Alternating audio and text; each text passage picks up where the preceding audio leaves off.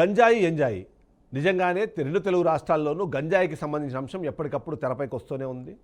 గంజాయి వినియోగానికి సంబంధించిన వార్తలు మనం చూస్తూనే ఉన్నాము.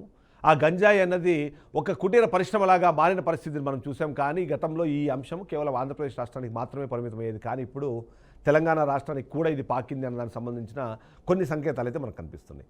అందులో అత్యధికంగా భయపడాల్సిన, బాధపడాల్సిన, ఆలోచించాల్సిన అంశం ఏంటంటే ఇవాళ జరిగిన ఓ ఘటన. హైదరాబాద్లోని మల్లారెడ్డి స్టూడెంట్స్ వద్ద గంజాయి పట్టుబడింది. ఆ పట్టుబడిన గంజాయికి సంబంధించి స్టూడెంట్స్ డైరెక్ట్గా తెలంగాణ రాష్ట్రం నుంచి వేరే రాష్ట్రానికి వెళ్ళి మరీ గంజాయి తీసుకొచ్చి ఇక్కడ సప్లై చేస్తున్నట్టుగా మనకు తెలుస్తుంది. 6 విద్యార్థుల్ని ఇప్పటికే కుత్బుల్లాపూర్ ఎస్ఓటి పోలీసులు కూడా అరెస్ట్ చేశారు. ఈ అరెస్ట్ అయిన 6 కూడా విద్యార్థులే. వాళ్ళు 6 కేజీల గంజాయి, 1.5 లీటర్ల హ్యాష్ ఆయిల్ వాళ్ళు తరలిస్తూ పట్టుబడ్డారు. ఇక్కడ నుంచి బయలుదేరి ఒరిస్సాకు వెళ్ళి అక్కడి నుంచి గంజాయి తీసుకొచ్చినట్టుగా మనకు ఆ వార్త ద్వారా తెలుస్తుంది. ఈ నేపథ్యంలోనే ఈ గంజాయి ఎంజాయ్ అనే అంశాన్ని మనము డీకోడ్ చేయాల్సిన అవసరం ఉంది. సో దీనిలో భాగంగా ఫస్ట్ క్వశ్చన్ మనం చూడాలి, మల్లారెడ్డి స్టూడెంట్స్ వద్ద గంజాయి పట్టుబడ్డాన్ని మనం ఎలా చూడాలి అన్నది. ఎస్, ఇది చాలా కీలకమైన అంశం. మల్లారెడ్డి అనే కాదు, ఏవైనా సరే ఇవాళ కార్పొరేట్ కాలేజెస్ కానివ్వండి, ఇంజనీరింగ్ కాలేజెస్ కానివ్వండి, ఎక్కడైతే ఈ ప్రైవేటు కాలేజెస్ ఉన్నాయో వాటిల్లో ఈ గంజాయి వినియోగం అన్నది పెరిగింది, వాటికి లభ్యత పెరిగింది. వాళ్ళ అఫోర్డబిలిటీ ఉండడంతో వాళ్ళ టార్గెటెడ్గానే ఈ బిజినెస్ మొత్తం నడుస్తుంది అనే విషయం అయితే మనకు అర్థమవుతుంది. అందుకే మల్లారెడ్డి కాలేజ్ స్టూడెంట్స్ దగ్గర ఇవాళ దొరికిన గంజాయి కానివ్వండి, హ్యాష్ ఆయిల్ కానివ్వండి, కేవలం ఆ ఒక్క కాలేజ్కే కాకుండా మొత్తంగా మనం చూడాల్సిన అవసరం అయితే మనకు కనిపిస్తుంది. దాన్ని అలవాటు చేస్తున్నారు, హ్యాబిట్గా మారుస్తున్నారు, దానికి బానిసలుగా బలుస్తున్నారు.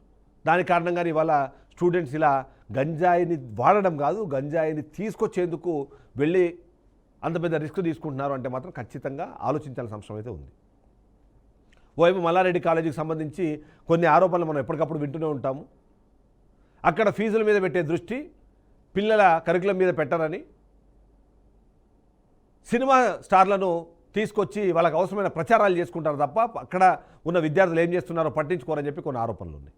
ఈ నేపథ్యంలో వాళ్ళ దగ్గర పట్టుబడిన గంజాయి, వాళ్ళ చేతిలో దొరికిన హ్యాష్ ఆయిల్ ఏం సంకేతాన్ని ఇస్తోంది అంటే అక్కడ ఉన్న పరిస్థితులకు సంబంధించిన ఒక ఎగ్జాంపుల్గా అది మనకు కనిపిస్తుంది. అంతేకాకుండా మల్లారెడ్డి కాలేజీకి సంబంధించి ఈ మధ్యకాలంలో మల్లారెడ్డి మీద కూడా కొన్ని ఆరోపణలు వినిపిస్తూ ఉన్నాయి మనకు. మొన్నటికి మొన్న మనం చూసాము, ఆయన కొత్తగా నిర్మించిన రెస్టారెంట్కి సంబంధించిన మొత్తం వ్యర్థాలని తీసుకెళ్లి దగ్గరలో ఉన్న చెరువులో కలుపుతున్నారు అన్నది. అలా ఆయన చెప్పడానికి మాత్రమే నీతులు ఉంటాయి, ఆయన చేసే పనుల్లో మాత్రం ఇలా అసంబద్ధత కనిపిస్తోంది అనేది కొంతమంది మాట్లాడే ప్రయత్నం చేస్తున్నారు. మల్లారెడ్డి కాలేజీలో ఇవాళ దొరికిన గంజాయి కేవలం ఆ 6 అది పరిమితమైందా, లేకపోతే ఈ 6 దాన్ని అలవాటు చేసిన వాళ్ళు ఎవరు, దాన్ని ఎక్కడి నుంచి తీసుకొచ్చారు, ఈ 6 మందితో పాటు ఇంకెంతమంది అక్కడ దీనికి ఇప్పటికే బానిసలుగా మారారు అన్న విషయానికి సంబంధించి థరోగా ఇన్వెస్టిగేషన్ చేయాల్సిన అవసరాన్ని కూడా మనకు చూపిస్తుంది. మల్లారెడ్డి కాలేజీలో చదువుతున్నారు అంటే మంచి ప్లేస్మెంట్ వస్తుందనో, మంచి విద్యాబుద్ధులు దొరుకుతాయనో ఆలోచించే వాళ్ళు కాస్త ఇప్పుడు అక్కడ చదివారు అంటే వాళ్ళకి ఏమైనా గంజాయి అలవాటు ఉందా, హ్యాష్ ఆయిల్ ఏమన్నా వాళ్ళకు అలవాటు అయిపోయిందా, లేదా ఇతరత్ర డ్రగ్స్కి ఏమైనా వాళ్ళకు అలవాటు పడే అవకాశం ఉందా అన్న అంశాన్ని ఆలోచించే స్థాయికి ఇప్పుడు అది వెళ్ళిపోయిందని చెప్పాలి. ఈ నేపథ్యంలో చూసినప్పుడు మల్లారెడ్డి కాలేజీలో పట్టుబడిన ఆ స్టూడెంట్స్ కొత్త ప్రశ్నల్ని, ఇంకెక్కువ కన్సర్న్స్ని రేజ్ చేస్తున్నాయని చెప్పాలి. అందులో భాగంగానే మల్లారెడ్డి కాలేజీకి సంబంధించిన అంశం ఏదైతే ఉందో ఆ అంశాన్ని ఖచ్చితంగా సీరియస్గా తీసుకోవాల్సిన అవసరం ఉంది. ఇక సెకండ్ క్వశ్చన్ మనం ఇక్కడ చూడాలి, విద్యార్థులే వెళ్ళి ఆ గంజాయిని కొని అమ్మడానికి ప్రయత్నించడానికి కారణాలు ఏంటన్నది ఇక్కడ మనము చూడాల్సిన అంశం ఉంది. దీన్ని మనము వివిధ కోణాల్లో విశ్లేషించాల్సిన అవసరం కనిపిస్తుంది. మొదటి అంశము, అసలు గంజాయి వీళ్ళకి లభ్యత ఎక్కడి నుంచి వచ్చింది, అలా గంజాయికి వీళ్ళు ఎలా అలవాటు పడ్డారు అన్నది. అలవాటు పడినప్పుడు ఆ గంజాయి కొనడానికి డబ్బులు సరిపోని పరిస్థితుల్లో ఈ గంజాయిని అమ్మడం ద్వారా వాళ్ళకు ఉచితంగా గంజాయి ఉంటుంది. ఆ అమ్మిన దాంతో వచ్చే లాభాలతో వాళ్ళు ఇతరత్ర ఎంజాయ్మెంట్ చేయొచ్చనే ఉద్దేశంలో ఏమైనా దీన్ని అమ్ముతున్నారా అన్నది మనం చూడాల్సిన అవసరం కనిపిస్తుంది. ఓవైపు తల్లిదండ్రులకు సంబంధించి వాళ్ళు పట్టించుకోకపోవడము, లేకపోతే వాళ్ళు పూర్తి స్థాయిలో వీళ్ళ మీద కాన్సన్ట్రేట్ చేయకపోవడము, దీనికి తోడు కాలేజీలో ఉన్న ఫ్యాకల్టీస్ కానివ్వండి, లేకపోతే కాలేజీ యాజమాన్యం కానివ్వండి వీళ్ళని సరిగ్గా గమనించకపోవడం, ఇవన్నీ కూడా కారణాలుగా మనకు కనిపిస్తుంది. 6 మంది స్టూడెంట్సే కదా అని అనుకోవడానికి ఇక్కడ అవకాశం లేదు. ఎందుకంటే వాళ్ళు దీన్ని ఇప్పటికే బానిసలు అయ్యారు అంటే వినియోగదారులుగా ఉన్నారు, ఇప్పుడు పెడ్లర్లుగా కూడా మారారు. అంటే వాళ్ళు తీసుకొచ్చిన గంజాయిని ఎవరెవరికి ఎలా ఇస్తున్నారు అన్నది మనం గతంలోనే ఒకసారి చూసాము. తెలంగాణ రాష్ట్రంలోని చాలా ప్రాంతాల్లో గంజాయి కలిపిన చాక్లెట్లు, గంజాయి కలిపిన క్యాండీలు, గంజాయి కలిపిన కొన్ని ఫుడ్ ప్రోడక్ట్స్ని స్కూళ్ళ దగ్గర స్పెసిఫిక్గా అమ్మడానికి ప్రయత్నం చేశారు. అవి తిన్నవాళ్ళు తర్వాత రిపీటెడ్గా అవే కావాలని కోరడంతో దాన్ని ఒక బిజినెస్ ఆపర్చునిటీగా మార్చుకొని ఎంతోమంది చిన్నారుల భవిష్యత్తుని చిదిమే ప్రయత్నం చేశారు. అది వాళ్ళకి తెలియకుండా జరిగిన అంశం. ఇది ఇక్కడ తెలిసి జరుగుతున్న అంశం. మల్లారెడ్డి కాలేజీ స్టూడెంట్స్ ఇవాళ గంజాయిని తీసుకొచ్చి అమ్ముతున్నారు, వాటిని తీసుకొచ్చి వాటిలో వ్యాపారం చేసే ప్రయత్నం చేస్తున్నారంటే ఖచ్చితంగా ఇక్కడ మనం ఆలోచించాల్సిన అవసరం ఉంటుంది. ఈ నేపథ్యంలో దీని మీద రాష్ట్ర ప్రభుత్వాలు కూడా చూసుకోవాల్సి ఉంటుంది. కారణాలు మాత్రం చాలా క్లియర్గా మనం ఎక్స్ప్లెయిన్ చేయొచ్చు. ఒకటి, వాళ్ళకున్న అలవాటు. రెండు, వాళ్ళకున్న అవసరము. దాని తగ్గట్టుగా ఇక్కడ ఆర్థికంగా కూడా వాళ్ళు బలపడే అవకాశం ఉంది కాబట్టి దాన్ని కూడా ఉపయోగించుకునే ప్రయత్నం ఏమైనా ఈ విద్యార్థులు చేశారా అన్నది మనం గమనించాలి. వాళ్ళ కుటుంబాలు ఏం చేస్తున్నాయి, కాలేజీ యాజమాన్యం ఏం చేస్తుంది, ఈ ప్రశ్నలు కూడా మనము అడగాల్సిన అవసరం ఉంటుంది. ఈ నేపథ్యంలో థర్డ్ క్వశ్చన్ డీకోడ్ చేద్దాం. 2 తెలుగు రాష్ట్రాల్లో గంజాయిపై తీసుకుంటున్న చర్యలు ఏం ఫలితాలు ఇస్తున్నాయి అన్నది మనం ఇక్కడ ప్రశ్నించుకోవాలి. గతంలో ఇక్కడ బీఆర్ఎస్ అధికారంలో ఉన్నప్పుడు, అక్కడ వైసీపీ అధికారంలో ఉన్నప్పుడు, ఆ తర్వాత అక్కడ టీడీపీ అధికారంలోకి వచ్చి ఇప్పుడు ఇక్కడ కాంగ్రెస్ పార్టీ అధికారంలోకి వచ్చిన తర్వాత మనం పరిస్థితులను గమనిస్తే గంజాయికి సంబంధించి వైసీపీ ఎప్పటికప్పుడు చెబుతూనే ఉంది. లక్షలాది ఎకరాల్లో వేలాది టన్నుల గంజాయిని, ఆ గంజాయిని సాగు చేస్తున్న వాళ్ళందరినీ కూడా చర్యలు తీసుకున్నాము. కొన్ని వేల టన్నుల గంజాయిని మేము ధ్వంసం చేయడంతో పాటు దాన్నే జీవనాధారంగా మార్చుకున్న చాలామందికి ఆల్టర్నేటివ్ ఉపాధిని కూడా కల్పించే ప్రయత్నం చేశారని చెప్పేసి వైసీపీ చెప్పే ప్రయత్నం చేస్తుంది. ఇక బీఆర్ఎస్కి సంబంధించి ఇప్పుడు ఎప్పటికప్పుడు ఇక్కడ ఆరోపణలు వినిపిస్తూనే ఉన్నాయి. ఇదే రేవంత్ రెడ్డి చాలా సందర్భాల్లో బీఆర్ఎస్ పార్టీకి సంబంధించిన ముఖ్య నేతలు కూడా డ్రగ్స్ తీసుకుంటున్నారు, అందుకే ఇక్కడ డ్రగ్స్ విచ్చలవిడిగా దొరుకుతున్నాయి, ఉడతా పంజాబ్ లాగా ఉడతా తెలంగాణ అయిపోతుంది అన్నది విషయాన్ని కూడా మాట్లాడారు. ఇప్పుడు దాన్ని ఆపడానికి 2 రాష్ట్రాలు కూడా ఈగల్ అనే ఒక సంస్థను ఈగల్ అనే ఒక వ్యవస్థను తీసుకొచ్చారు. దాని ద్వారా డ్రగ్స్ కానివ్వండి, గంజాయి కానివ్వండి, ఇతరత్ర మాదక ద్రవ్యాలన్నింటినీ కూడా ఆపే ప్రయత్నాలు చేస్తుంది. ప్రయత్నాలు అయితే ఖచ్చితంగా ఉన్నాయి, కానీ ఫలితాలు మాత్రం కనిపించట్లేదు అన్నదైతే మనకు అర్థమవుతుంది. ఎప్పటికప్పుడు గ్రాముల్లో MDMA, టన్నుల్లో గంజాయి దొరుకుతూనే ఉంది. లీటర్ల హ్యాష్ ఆయిల్ అనేది తెలంగాణ, ఆంధ్రప్రదేశ్ రాష్ట్రాలకు వస్తూనే ఉంది. వాటిని ఆపడానికి చర్యలు ఏమాత్రం తీసుకోవాలి, అదే స్థాయిలో దాన్ని ఎవరైతే వినియోగిస్తున్నారో వాళ్ళను ఉద్ధరించాల్సిన బాధ్యత కూడా ఉంటుంది. అందులో భాగంగానే వాటి కోసము సపరేట్గా సెంటర్లను స్టార్ట్ చేయాల్సి ఉంటుంది. లేకపోతే ఎవరైతే వాటిని వినియోగిస్తున్నారో వాళ్ళు మరింత బానిసలుగా మారే అవకాశం ఉంటుంది.